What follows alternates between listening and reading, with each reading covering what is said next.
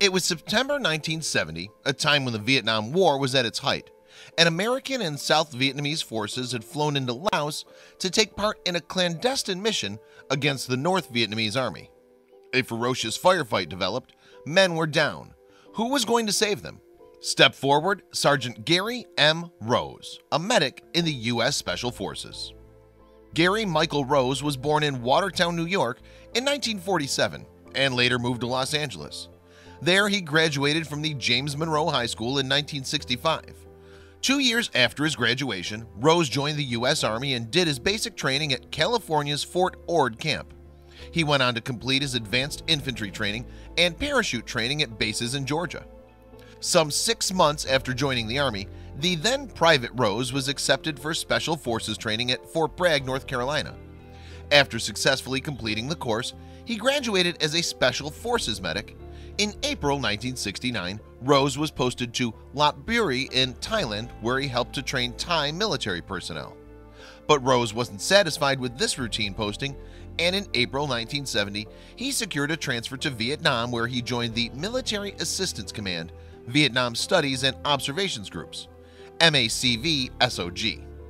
This bland-sounding unit with its lengthy name was actually a highly secret elite body of troops. During the Vietnam War, the MACV-SOG operated in Cambodia and Laos, as well as in North and South Vietnam.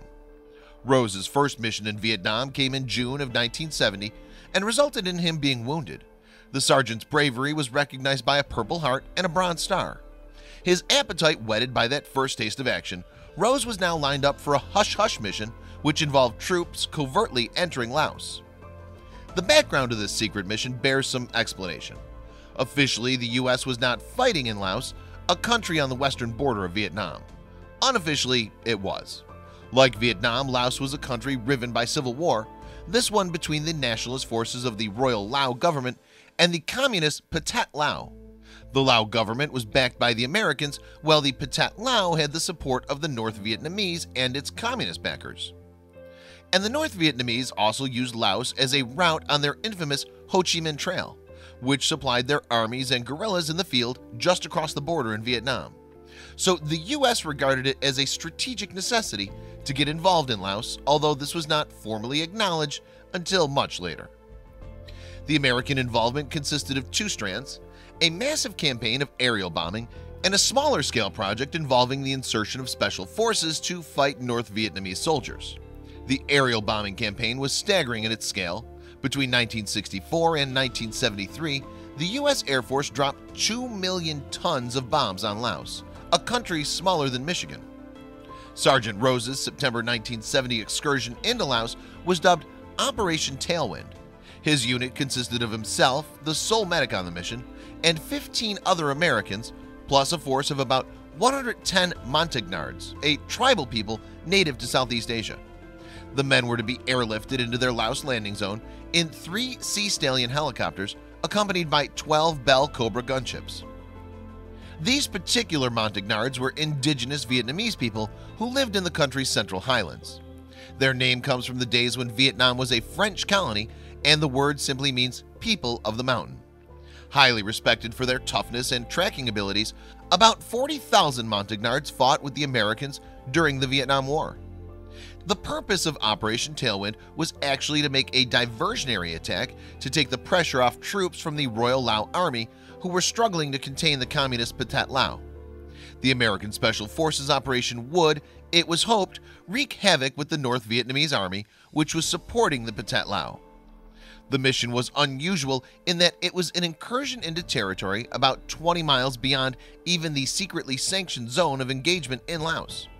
Rose and his comrades, led by Captain Eugene McCarley, were choppered 60 miles west from Dak To in the Vietnamese highlands to a valley near the Laotian town of Chavin. The Americans and their Montagnard comrades soon came into contact with North Vietnamese soldiers, and a heavy firefight ensued. As Captain McCarley's men encountered more of the enemy, Rose continued to treat those of his comrades who were sustaining wounds in what was now a full-blown engagement. He returned fire on the enemy so that he could get to the injured men. As the mission progressed, Rose had to crawl along the ground under heavy fire to reach other men needing treatment. One incident on day 2 of the operation saw a wounded Montagnard trapped some 50 yards outside the American defenses. Rose ran to the man, attending to him, then dragged him back to safety with one hand, all while returning fire with the other. Once he got the wounded Montagnard back to safety, Rose himself was hit with shrapnel by a rocket-propelled grenade. Wounded in the foot, back, and leg, Rose ignored his own injuries to continue treating his fallen buddies. A chopper tried to lift some of the wounded, but the intensity of the fire made that impossible. Little by little, the Americans and Montagnards fought their way out of their defensive position.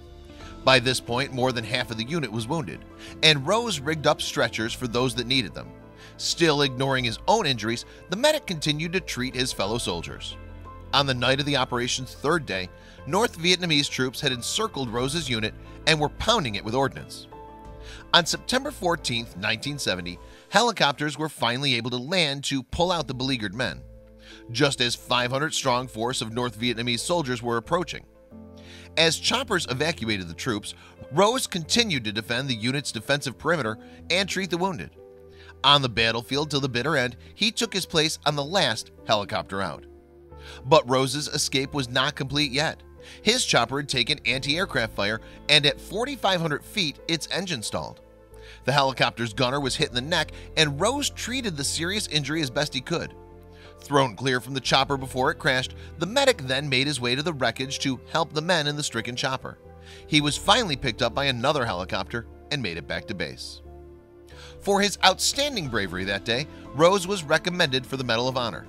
But in an injustice that was to last for almost 50 years, because the mission had been top secret due to the fact that the Americans weren't supposed to be fighting in Laos, the award was downgraded to a Distinguished Service Cross. This was despite the fact that Rose had treated as many as 70 men for their wounds, preserving the lives of many. The Medal of Honor is the highest U.S. military award for bravery. Given his actions on that 1970 mission, it seems inconceivable that Rose, who later attained the rank of captain, didn't deserve the citation. But in 2017, the matter was finally put to rights when Rose was awarded the Medal of Honor by President Trump at the White House. Check out these other videos from Let Me Know. If you haven't made the move to subscribe to our channel, all you need to do is click on that red subscribe button. Thank you for watching.